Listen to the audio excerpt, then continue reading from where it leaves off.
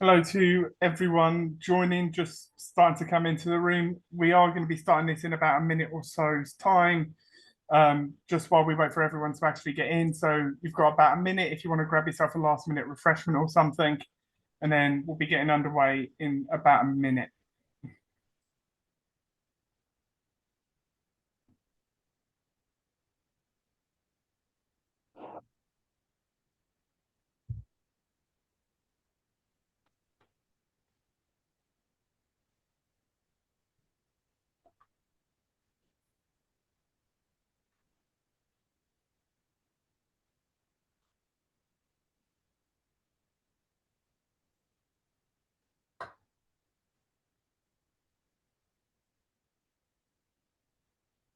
Well, it looks the number of people joining us sort of been a bit steady now, so I think everyone who's planning to be here is here. So welcome to tonight's Meet the DTB. Tonight we've got two board members with us to discuss the club's finance and diversity and inclusion. So we've got board members Michele Little and Chris Phillips. So I will now hand it over to them as they'll go through the short presentation before we go on to questions relating to the two topics for tonight. And towards the end of the show, which will be in about 35 minutes or so, we'll open up the floors to more general questions regarding anything else trust club related. So I'll now hand over to Michele for the presentation. Thanks, George. Okay, so my section of the meeting is to talk about finance. George said club finance. That's not quite right. I am here to talk about, well, Don's Trust finance, really. But obviously, the club finances are very relevant to this. So I'm going to talk about what are we doing at the moment on the finance side? Why are we doing it? And what is the output of what we're doing? Next slide, George.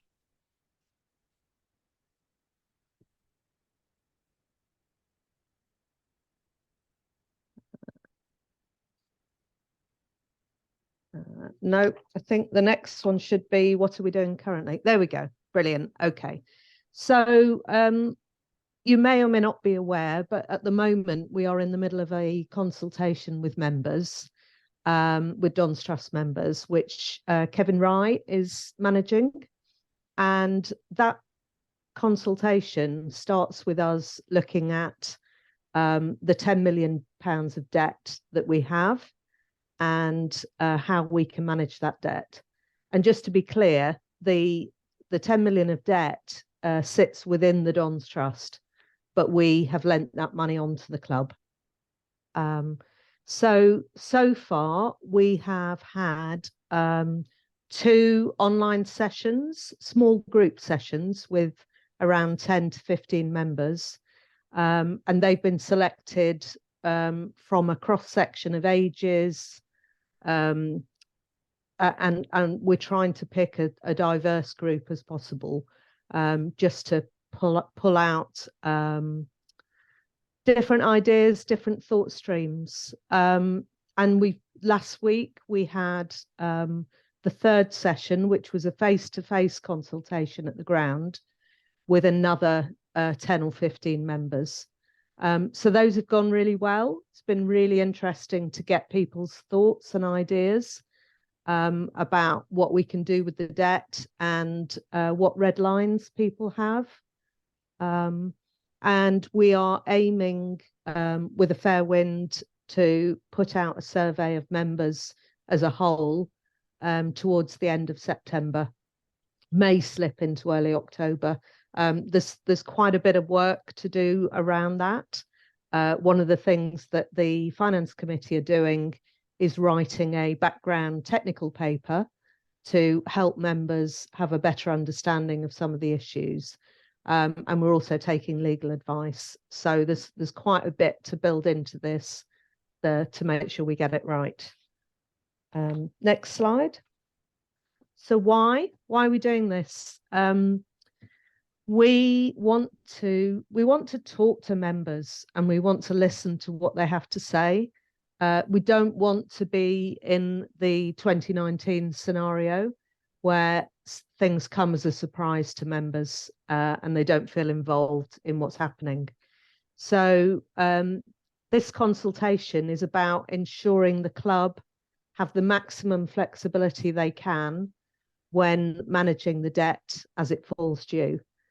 So just for reference, in 2025, mostly spring 25, around 3.4 million of the debt becomes repayable, and then another 3.3 in 2027.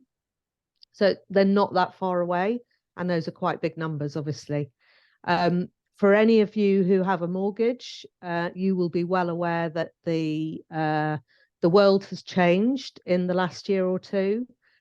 Interest rates are much, much higher than they were. And so if we needed to go and get a bank loan to cover some of these bonds, we would expect to see a much higher interest rate. And for those of you who remember the previous bank loan we had, the bank required security over the ground at Plough Lane, which basically meant if we defaulted on the loan, they could call in that loan and seek possession of the ground, something which obviously we wouldn't want to happen. So what we're trying to do is get to a position where we want members to understand the different challenges we have in managing and balancing our expenditure and the debt and ensuring we cover the interest costs. So there are competing demands in all of this. Obviously, we've got staffing costs in the club, making sure staff are paid well and appropriately, paying the interest costs, keeping a competitive playing budget, and also being mindful of the debt that we have and when it's due to be repaid. So we just want people to have a better understanding of all of those issues and how they interact. Next slide. And what else are we doing? So obviously that 10 million of debt is held by around 2,200 different bondholders. So there's quite a lot of people who have lent their money to us. And so we're doing a series of surveys of those bondholders, some of whom date back to 2004 when we were raising money for Kings Meadow, but most of them more recently in 2020 and 2022. And so what we're doing is we're surveying all those bondholders to ask them what they want to happen next. Are they happy to roll over their money for another few years? Do they want the money back? Are they happy with the interest rate they've got? Do they want a higher rate? All sorts of questions around that. So we've started with the bonds that are due to be redeemed before 2025. And then the next step will be to ask people who have bonds that are due to be redeemed later than that. So if you're a bondholder and you haven't had the survey, it's quite possible that's because your bond has more time to run. And so we haven't asked you yet, but we will be doing so in due course. Next slide. So why are we doing the bond surveys? Well, here it's really so that we help the club plan for each stage of the debt repayments. Obviously, the first one is 2025. We need to know how much the club should put aside to cover those bonds and set budgets accordingly year on year to do that. So even if to be redeemed, we want the club to put aside a sum of money to prepare for when it comes due. We want to identify what interest rate people are interested in if they're going to roll over. The original bonds, the average interest rate was only just over 2%. But for those of you who invested in 2022, the rate could be as high as 7%.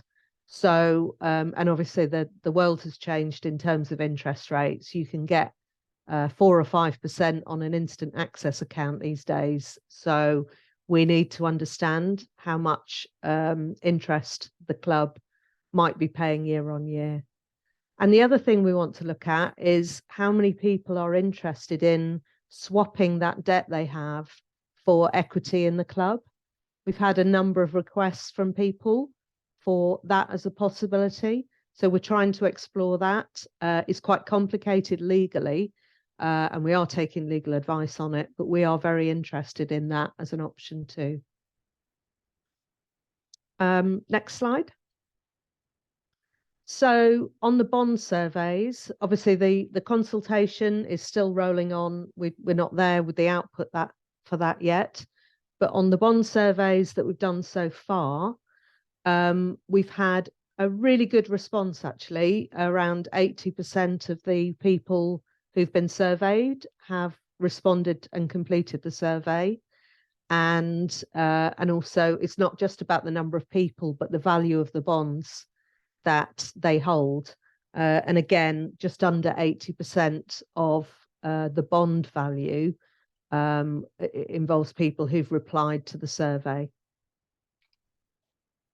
Next slide. Okay, so there's quite a lot of info here, but this is just to give you an idea as it stands at the moment, what people are interested in doing. So I've put here people's first choice and their second choice. And these were the options that we gave to people. So the biggest, highest value choice is to roll over in full for a further term, which is really, really good news. So we've got just under 1.2 million of bonds involving people who are happy to do that.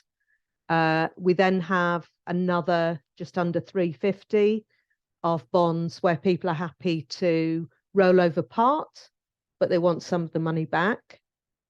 And then about 1 million of bonds where people want all of their money back at the end of the term. So we were, as a gut feel, we were thinking if around 50% said they'd roll over, that will be a pretty good result. And it looks like that's where we are. So that looks quite promising, really, in terms of the club being able to manage certainly the first set of repayments in 2025. Next slide. And just then digging a bit more into some of those, the follow-up questions. So for the people who said they would roll over the full amount, would they want the same interest rate or a revised rate? Well, actually, I'm quite pleased with this. 43% said they would stay with the same rate, even though interest rates generally have increased. So actually, that's a lot higher than I was expecting, but no great surprise. 57% said they would want a higher rate. Next slide. And then if we look at the rates, so again, these are for the people who said they'd roll over in full. As you can see, a big chunk of people in the middle are wanting 4 or 5%, some 6 or 7. But as I say, that's not surprising given where we are. And then the final, next slide, sorry, George. The final bit is for those people who said they wanted part of theirs repaid, what proportion? Most people said 50%. So if we think we had 1.2 million saying they'd roll over in full, about 350 said they wanted half of it back. So all of those together is getting us to a really good place. And thanks to everyone who's taken part in the surveys. It's really, really helpful for us. We're not committing anyone to it at this stage, but definitely good for the club, really good data. So thanks, everyone. And I think that's it. Thanks, George. Over to you, Chris. Thanks, Michelle. Hello, everyone. Welcome to this edition of Meet the Dons Trust Board. I'm Chris, elected in December on a one-year tenure, and my second time on the board. The first one was right at the very beginning. This time round, part of my kind of campaigning was to look at how, now that we're back at Plough Lane in our community, how we can be more sustainable and how we can build on that community and engage with that community. So I keep using the word community, but it's diversion and inclusion and community that comes together on this, really. So sometimes some of our Dons Trust work and discussions kind of overlap, which is a good thing, I think. It cross-fertilizes all of what we're doing. Diversity and inclusion, as far as the football club is concerned, is part of their operations. And so what I do tends to be a sort of slightly information gathering, bringing in ideas and sparking a few ideas along the way to make sure that we're fully representative. So I'm sort of in a support role here, but I have to be respectful of the fact that there's somebody at the club that actually that's their occupation, and it's part of what they do. And I'm very happy to work with them on anything that I can suggest and help out in any way to make that role easier to do. I'm also very aware of the seismic changes that have been going on with the relocation of the club and the staff that are now working at Plough Lane, and the pressure that they have been under in quite a tumultuous period, with the club where we were not succeeding on the pitch. So it's been quite an 8 months of it so far, and very enjoyable. We have to think about diversity and inclusion, I think, as the overall organization, but it's going to benefit, now we're at home, it's going to be necessary for us to sort of separate the two things, I think, into different strands, and that is the workplace for better productivity, for better business, and obviously for compliance as well, because compliance these days is something the EFL looks at in quite good detail. So we need to be able to have that information as an organization, as a club, particularly from the operations side of things. And that's not what I do, but I support that. And then there's the fan base, of course. Now that we are home and we're rooted there, we need to be very representative of our community and to have a mirror image of that in everything that we do. Better representation on the Dons Trust board, and strengthening links, of course, with the entire organization, with community groups and people in our community. In a Chris Whitty way, I can't believe I'm going to say this. Next slide, please.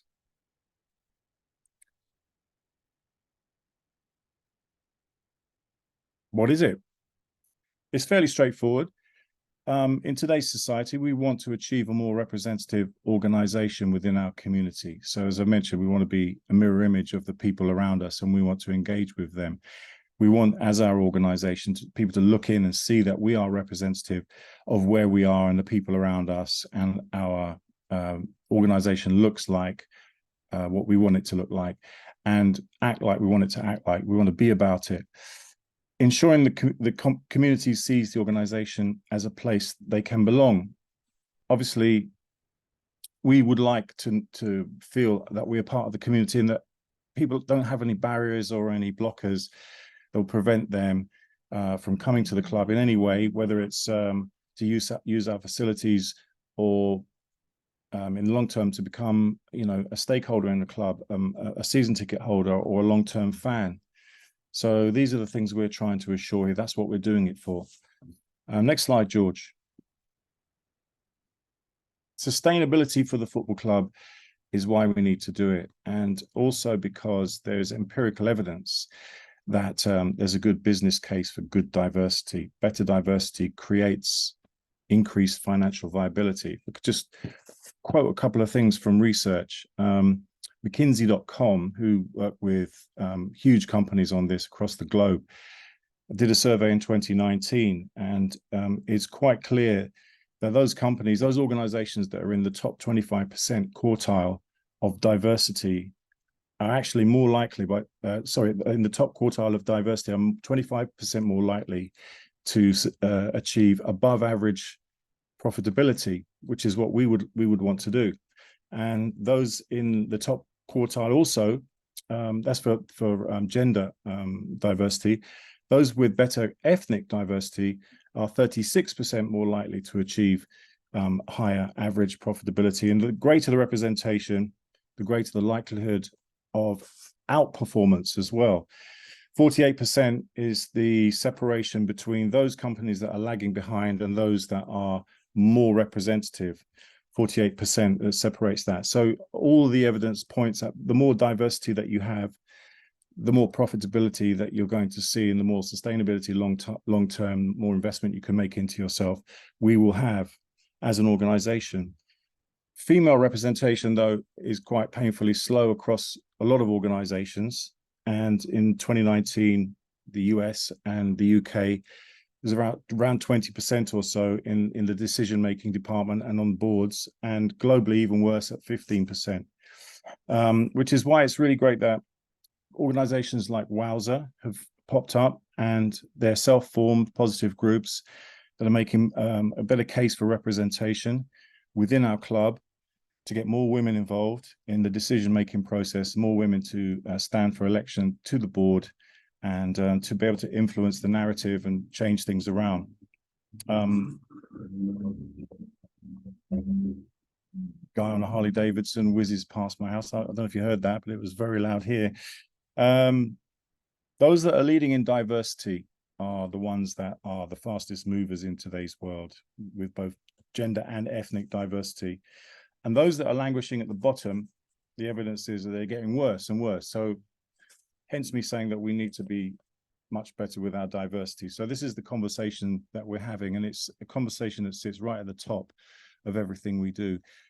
Am I missing a little bit at the bottom there, George? You have to scroll up a little bit.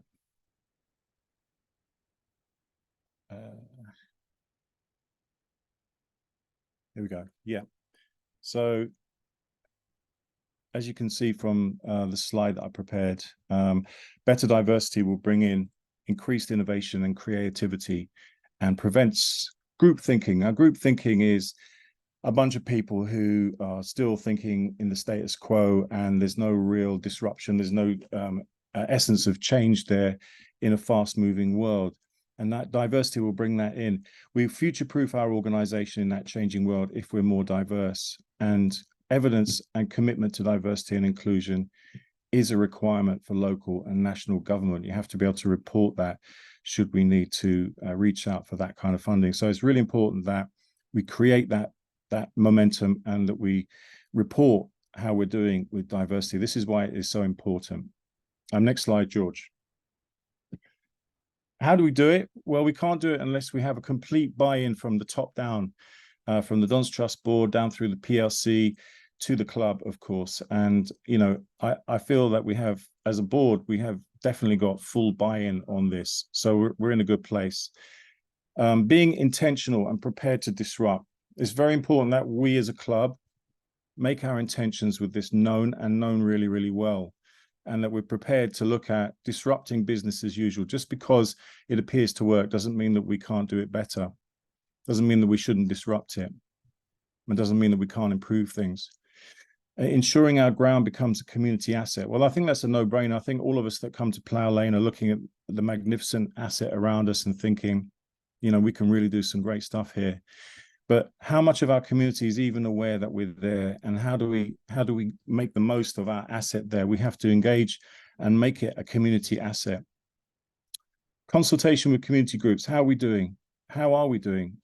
We ask and we find out what's working well, what we could do better, what might encourage people to come and visit us, whether for football or for use of our facilities, and find out what's working well, but what would work even better if ... Those are the questions we need to ask. And we move on. Ensuring our intent leads comms around vacancies and recruitment at all levels of staff, the executive and board membership. Well, certainly at the moment, we're looking at bringing in extra members of the Dons Trust board from our membership, co-opting, and that process is underway. I'm assisting with that. And that's looking very good. But ensuring our intent with the comms, what I mean by that is just because you're advertising a vacancy or you're looking for someone to do any kind of job, we really want to lead on the diversity side of the business and make that at the front of all of our messages.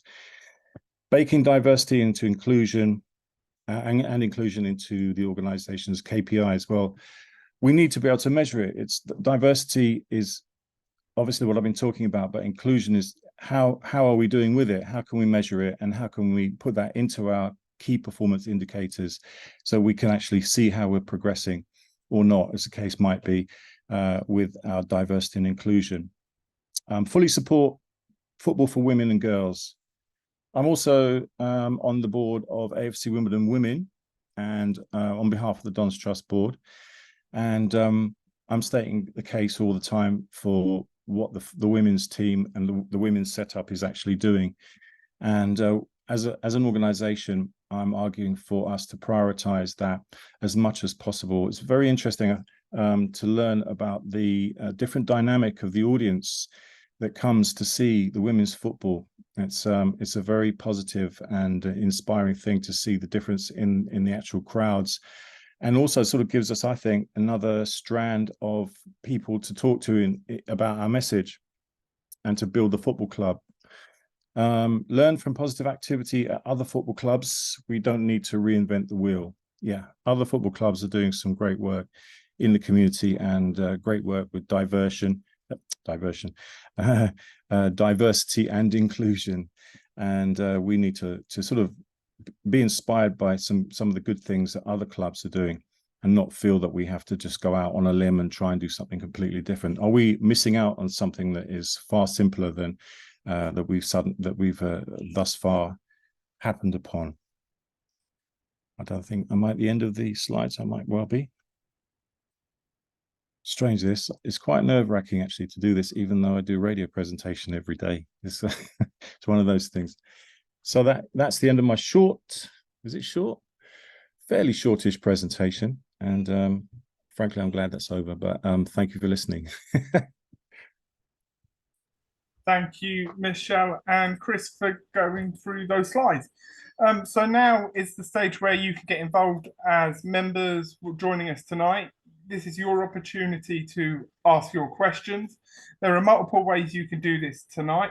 You can either use the Q&A function to write in your questions and I will ask them, or you can use your raise hand feature in Zoom, and we will let you into the room and you will be able to verbally ask your question in person. So we'll go through it. We've had a couple of questions come in live while those presentations were ongoing. The first one for you, Michele, is from Peter Trigg. Peter says he understands that the PLC were meant to be putting together a budget for this year that also included showing how it intended to pay back the bonds. He thought an overview of this was going to be shared. Was this ever shared? And what did it look like with regards to paying off the debt? Okay, cool. So I'm not sure we would ever share a full budget for the club. There's quite a lot of sensitive data in there. I guess all I can say is that we do have a budget. We have a budget for this year and for the next 3 years, which we discuss at every PLC meeting. And very much, as far as I'm concerned, one of the most important elements in there is how much money are we putting aside for debt repayment. And that is a bit of a moving feast, because where I'm trying to get to is that we are able to grow our revenues year on year from regular income to support regular costs and salaries and the playing budget, and that we try as far as we possibly can to put aside one-offs. So, for example, the Chelsea money, if we have a good cup run and we get some good funds in from that we try and put that aside towards the debt, so that we build up a pot of money year on year. Even, as I said, even if we're not repaying anything this year, we want to be putting some money aside. So yeah, we do, but I don't think it will be published. I think probably the nearest to publication is some of the data I've been giving on the surveys, And I guess just to be aware that, you know, all of the PLC directors are very clear on how much of a priority this is, and are very mindful of the challenges. So it's a big focus. Tom Davis, this one's probably for you, Chris. He says, does the club have a procurement policy in place? And if so, does that include any provision for social value? In the public sector, this is used to obtain benefits for the wider community when a contract is awarded. It strikes me as something the club could adopt to support the community objectives. I'm going to have to come back to you on a more considered answer to that one when I gather some information on that. I'm not fully aware of the actual club procurement policy as you know, the actual football club, but I can get together some information, unless Michele can enlighten us on I don't know either. No, I really don't know. It's a very good question, and one I will definitely add to my research to look at that. Sarah Cobbett, this one's probably for you, Michele. How much have we set aside so far for debt repayment, and is it ring fenced? Are we able to give any sort of indication on that?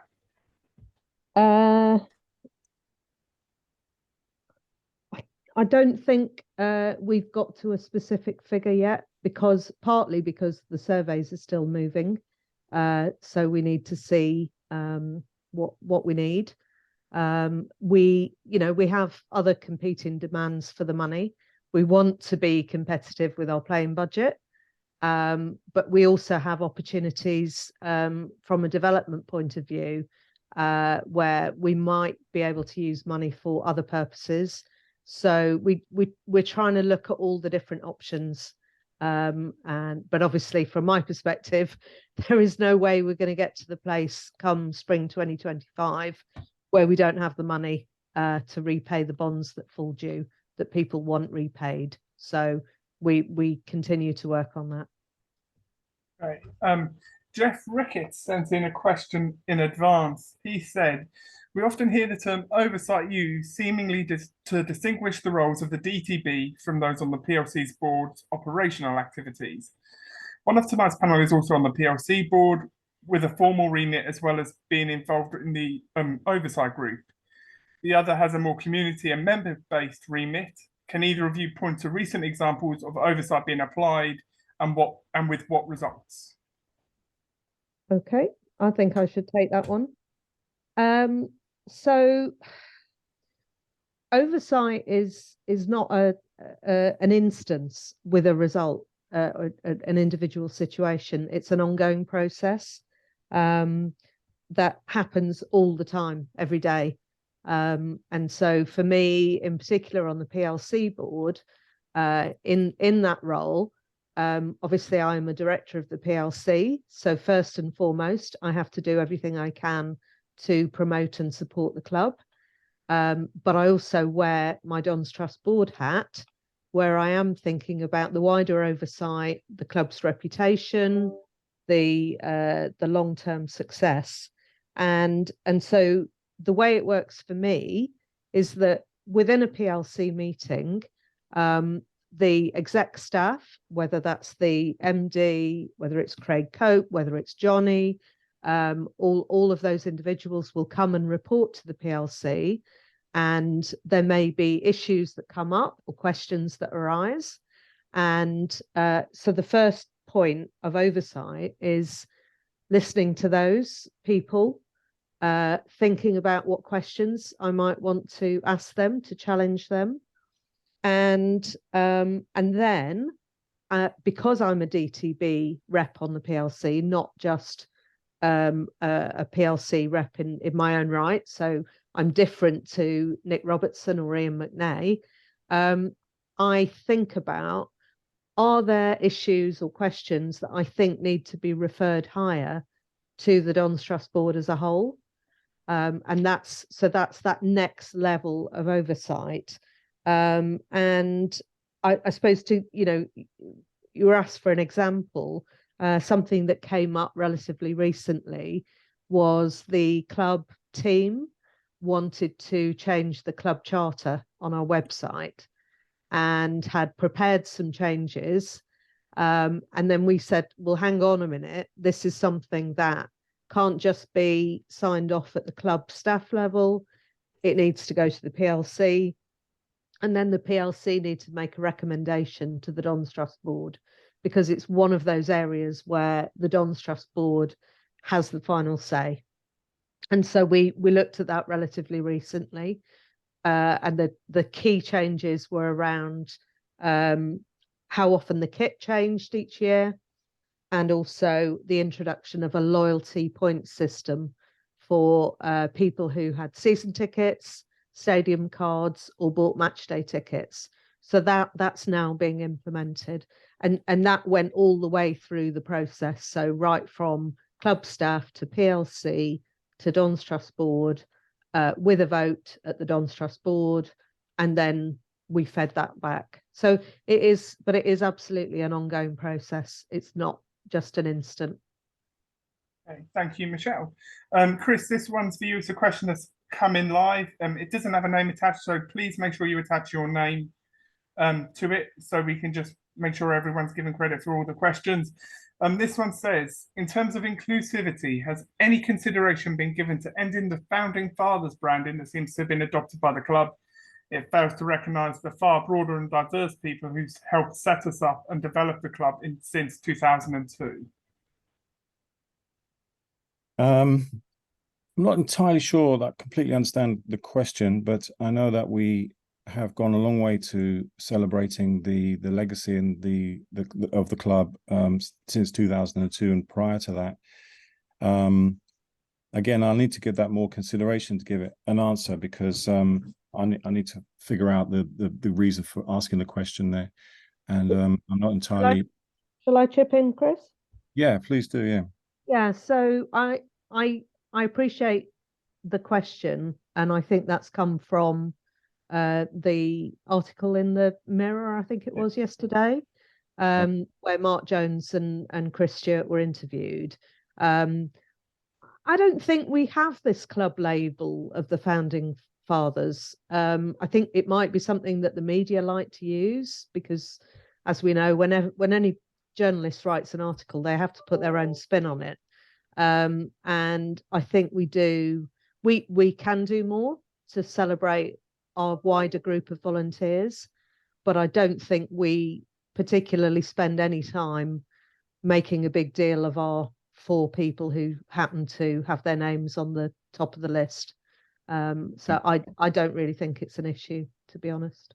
I mean, I heard the word inclusive in there, but it's not really that particular question isn't really about what I was talking about, diversity and inclusion within the community and trying to draw in elements of our community and make it more representative. That's more about a recognition thing and how we do that. Thank you, Michelle and Chris. So just to update everyone watching, we're going to spend another 5 or 10 minutes talking about the topics we've been discussing so far this evening. And then we'll move on to any other business, which is when we'll open up the scope to discussing other things going on at the moment. So some of the other questions, Michelle, this one will be for you, talking about finance. They want to know, the people who want to exchange their bond debt into equity in the PLC, how does that work within our existing share structure? And would it drop us below the amount where we'd need a restricted action? Okay. So so that's absolutely part of the reason we're doing these surveys, to assess how many people are interested, because, you know, one or 2 people coming up and asking the question doesn't mean that lots of people want to do that. It will be quite complicated legally, because, as I said earlier, the debt is in the Dons Trust and the shares are obviously in the club. So it will need a sort of multi-stage process for that to happen. And we are currently getting legal advice on how that might be done. In terms of whether it would be a restricted action, so at the moment, we have consent from the Dons Trust members to sell down to the 75% level in terms of voting rights. And we can't go below that without a restricted action vote. We've got about 5% available. So in theory, we could use part of that 5% for bondholders converting to equity. However, we do also have at least one other person interested in buying that equity.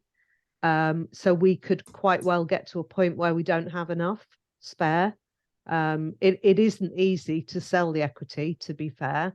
You know, we're not a club that, I mean, well, anyone who thinks football is a great opportunity to make loads of money, I think I don't know where they get that idea from, but anyway, we are definitely not looking for that type of investor. And so we get inquiries quite often. I've had 2 this week, but quite often they're not people who are the right people for us. So yes, we may end up with a restricted action, but that's where the bond surveys link up with the member consultation we're doing. So that one informs the other, really. That you know, they're both really good pieces of data. And if we get to a point where we think that the right answer is to look at going below 75%, then that's something that we would have to, if we wanted to go as far as that, we'd have to get a vote through, which would need, I think, 2 votes in order to pass. Thank you. Another question, this one's probably again, well, it is for you, Michele. A majority of people seem to be willing to roll over for around 5% interest rate. How does this compare with commercial lenders? Well, when we were last looking at the options in 2022 for a commercial loan, we were probably looking at an interest rate of between 10 and 12%. And most of these banks charge admin fees delightfully, an admin fee for signing up and an admin fee for leaving. I wouldn't like to think what the rate would be right now. It will be a lot higher. So, you know, we really, really want to get to a place where we can manage this, the debt in a way that doesn't result in a massive increase in the interest charge. Obviously, you know, at the moment, the total cost is 400,000 a year. So that's 4%, you know, 10%, it will be $1 million a year. It's a lot of money, a lot of money. Chris, one for you now. It was something you mentioned in your presentation, talking about the crowds we get coming to the women's games. They want to know, how important is it that we can capitalise on the diverse crowds and bring them both further into the club and into the Dons Trust? Yeah, I think we can definitely build on the women's crowd potentially. It's, you know, it's noticeable how the attendance is quite vastly inflated when we play at Plough Lane. So there's an answer there on how we can build on that particular audience. It's very difficult, obviously logistically within the club. It's very difficult to incorporate the women's football club because of the multi-use of the pitch and because of not having a fixed location to be able to build upon. So flip-flopping between Carshalton and Plough Lane is logistically not ideal. But Plough Lane being the kind of golden egg, if you like, is, I guess, what the club overall would love to have as the end game for all women's games. It's just there needs to be review and there needs to be discussion on how close we can get to that and in what timeline. And that is under discussion on a regular basis. The last game at the club was viscerally, noticeably different in atmosphere. It's very, very much family oriented, dads and daughters, mums and kids. And that as has been reflected, of course, in the national game for women and the different crowds that come in.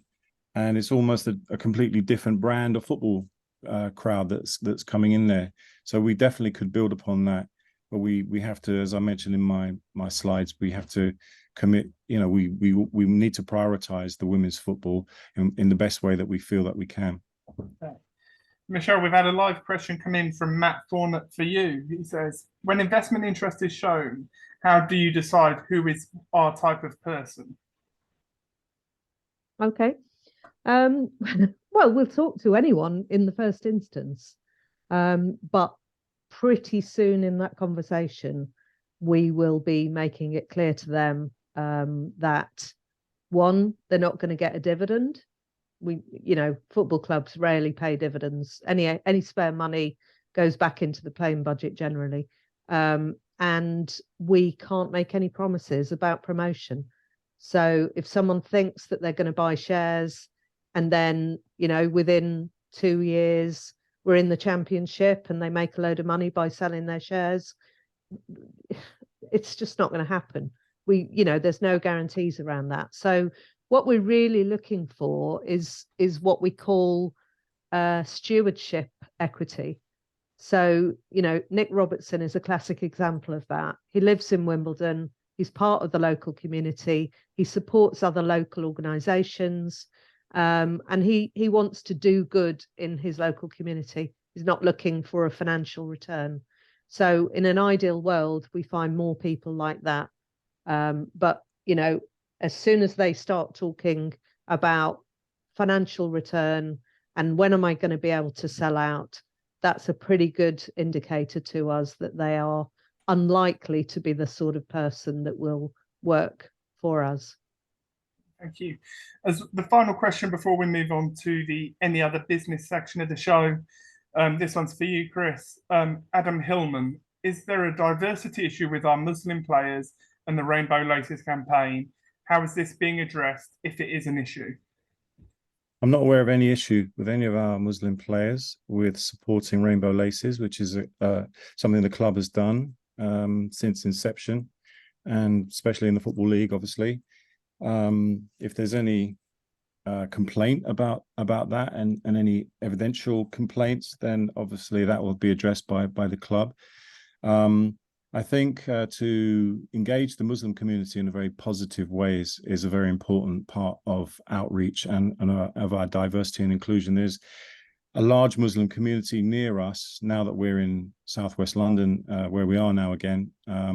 And one of the events that I'm trying at the moment in preliminary stages, I'm an advanced preliminary stage, to be honest with you, in discussion, is to bring in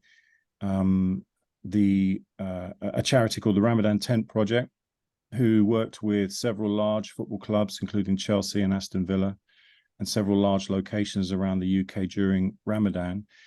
And their mission was to bring the Muslim community into football stadiums, which, as you might imagine, is seen as a sort of hallowed turf and places where people gather and enjoy football together.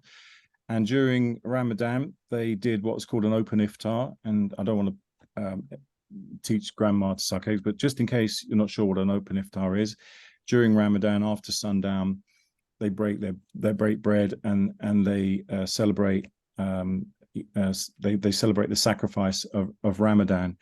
And so I went to the one at Stamford Bridge, which was organized by these guys, and there were about 300 or 400 faithful there. Many of whom were wearing Chelsea tops, and they set out their stall all along the West Stand, and they carried out their religious ceremony in conjunction with the club, who fully supported it. And I found it to be a really incredibly positive human experience. These people were very welcoming, very open, and very keen to promote Islam in a very positive way. And that's just one part of our diversity outreach. There's an old expression: you can't boil an ocean, but you can take a portion of it and heat it up. And so you have to deal with these things one at a time, and be as creative and as welcoming as we can. And so there are plans to have an open iftar, if possible, at Plough Lane during Ramadan next time around. And I hope that presents Islam in a very positive handshake with what we're doing football-wise at the club, and brings a lot of people into our facility and gives us great visibility within the community. So, if there are any issues with regards to prejudices over the Rainbow Laces or the LGBTQ community, then we can address that obviously directly if there's anything that comes up. But moreover, I think it's important to address it with positive collaborations and partnerships. Thank you, Chris. That's a really encouraging sort of update and something I think we can all look forward to going forward. So now's the bit of the show where we will spend the last few minutes talking about any other business. So this is your opportunity to get your questions in on a more wider variety of issues around the trust.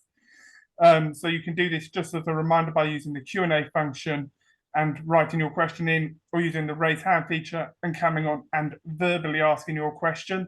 We've had a fair few come in already. Most of them on one topic, which was the announcement the club made about a week ago. I will now hand over to Michele, who I believe will be able to sort of speak about it in a bit more. Thanks, George. I definitely got the short straw, didn't I? Yeah, I was hoping the start time of this event would get pushed back so that a statement would be out by the PLC or by the club. But it's not out yet, and apologies for that. I was hoping that we would have something out today. So it looks like it's now going to get pushed back to tomorrow.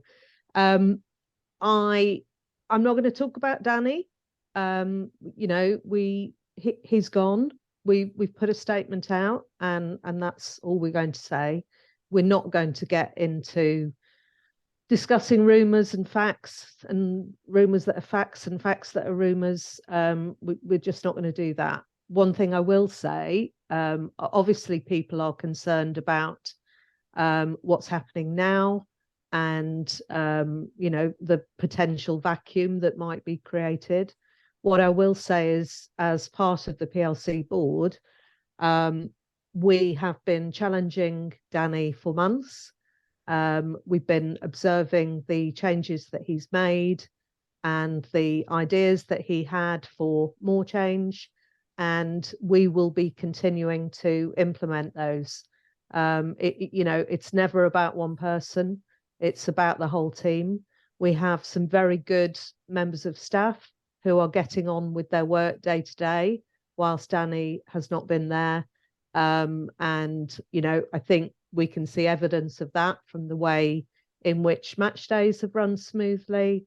I was at the club the other day. There was a massive event full of midwives, which was very interesting. The whole of the Silver Lounge was full of midwives. So, you know, we do crack on. And, you know, obviously we haven't said it, but we will be actively looking to recruit a replacement as quickly as we can. Yeah, so what's behind the hold up? What can I say? It is frustratingly beyond my control and beyond some of the PLC board's control. Things are just taking longer than we would have liked them to do. I give a good example of that, and you know, it's not necessarily anything sinister, but when we appointed Danny last year, we couldn't announce his appointment for quite some time because he already had a business that he was invested in, and he needed to manage that process. He needed to get out of the business and let the investors know that was going to happen. That again was very, very frustrating for us because we had made the appointment and we desperately wanted to announce it, but we weren't able to. So all I can say is I will keep pressing for a statement to come out as soon as possible, which will cover off what our plans are going forward. But I can't say any more tonight because I haven't got a confirmed statement, unfortunately. Thank you, Michele. Another question that we've had come in on the any other business comes from Graham Stacey. Graham, glad to see you're still joining these. He wants to know, could the PLC be judged on minutes with none filed since May 2023? Yeah, absolutely. I am part of the cog in the chain with regard to getting minutes published, and I am chasing hard on June and July. So I appreciate that they are behind. We have had a holiday period, which doesn't help, and you know, our normal cycle has been slowed down over July and August, but that doesn't mean we shouldn't be getting them out on time. So hopefully, again, we'll get them out in the next few days. On a similar topic, Peter Triggs says, isn't it time we paid for someone to produce them for both the DTB and the PLC? Yeah, I mean, we could. We actually have two very, very good people who type up the minutes for both boards. Sometimes the challenge is the board members actually having the time to review. Our normal cycle in any event is that a meeting happens, the minutes are drafted, and then at the following board meeting a month later, those minutes are reviewed and signed off. Sometimes it takes a little bit longer, which is frustrating, I appreciate. And we could definitely look at that. That has been considered before. It's quite hard. I'm always endlessly impressed, particularly at the PLC level, with how good the minutes are for someone that's not actually in the room. They can be quite long meetings, can be 3 or 4 hours long, and it's a lot to type up. Appreciate what you see publicly is much shorter than that. Yeah, it's something we've looked at and we haven't decided to change at the moment. Thank you for that, Michele. So as this is drawn to a close, this is your last opportunity, sort of another minute or so, just to get your questions in. And while we're waiting for any last minute questions, I'll use this opportunity to ask both of you what are the next steps are in relation to what you're doing on the Dons Trust board. So Michele, what's the next steps in the consultation process? And Chris, what's next for the diversity and inclusion area? So Michele, we'll start with you. Yeah, so I am pushing Kev Rye to get us to a place where we can get a member survey out on the consultation. We need to think carefully about what questions we want to ask members.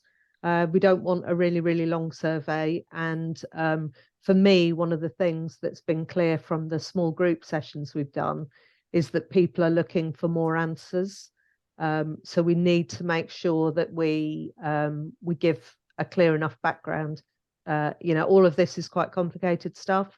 Not everyone's a finance expert. I try my best to explain it as simply as I can, but it is complicated. So so I'll be working on all of that. And Chris, what's next for the diversity and inclusion remit? At the moment, I've got some questions from Mandy on at the club, who looks after diversity and inclusion, on how we can get to a place with some operational stuff, and I'll be supporting her as best I can, continuing to kind of ask questions. I'm going to do a little bit more outreach. I keep saying that word. Find out, with local community that haven't shown their faces. What are the barriers? What can we offer? It's about the premises. It's about collaboration, work experience. I mean, that we don't want to. We shouldn't be too hard on ourselves. I think Kevin and Michele and myself, the members of the board, we keep saying this to ourselves as a club, as an organisation, a self-funded, fan-run organisation. We've done a remarkable job as many groups of people along this path to get where we are today. And what we've got now is an unprecedented opportunity to root that and dig in and really create something special. So I think we're only at the beginning of this. So I'm looking for as much support from around us as we can possibly get together. And then a case of alignment, trying to align our message, trying to include in that all of the necessary message that you want to include for bringing the community and bringing people into the club. We've got a lot of currency in being everyone's second club, and I want to convert that. Personally, I want to convert that into real people, and I want to be able to measure. I mean, there hasn't been any data collected to tell me about diversity from our membership or our season ticket holders or any of that. But these are things we need to address as an organisation. So I will lend myself to the conversation on that, and hopefully at some point we will get to a place where we're well equipped to bring this thing forward and really create something special. But for me, the next event I already mentioned was the open iftar at Plough Lane during Ramadan, and I hope that gets good media coverage. The organisation themselves come with their own volunteers and their own media caravan that comes after them, and it gives us an extra reach into all sorts of areas for AFC Wimbledon that we'd never ever be spoken about, to be honest with you, with regards to certain parts of other media that we never look at. So I think all of this is very positive, and I'm hoping to do more of these sorts of things, but also just to recognize various parts of the community. We did a little happy Ramadan, Ramadan Mubarak, on our social feeds, and look out for something this weekend for the Jewish New Year, etc., etc. So these are the little things that just all add to the narrative and add to our intent. Thank you, Chris. We've got one last question before we wrap things up. This is from Tim Probert. Michele, you mentioned development. Tim would like to know, what is the latest on development at Plough Lane in relation to the third floor, the education hub, or any other enabling development? Okay. So really annoying that there's not a great deal I can say at the moment. We have a development committee who are looking at all sorts of different options. But with all of these things, and if you think about the way the Plough Lane Stadium was built, it was in conjunction with a developer, and they provided quite a bit of finance as part of that. So any development that happens, we need to have the finance to support it.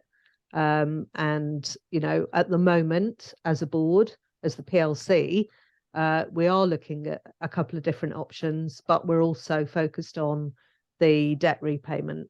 And so, we have only got limited funds, and we need to be wise and smart about how we use those.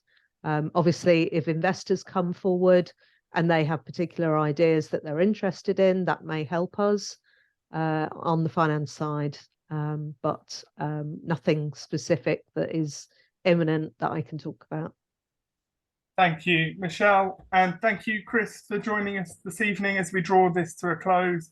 Hopefully you've all found it informative and interesting throughout the last hour or so.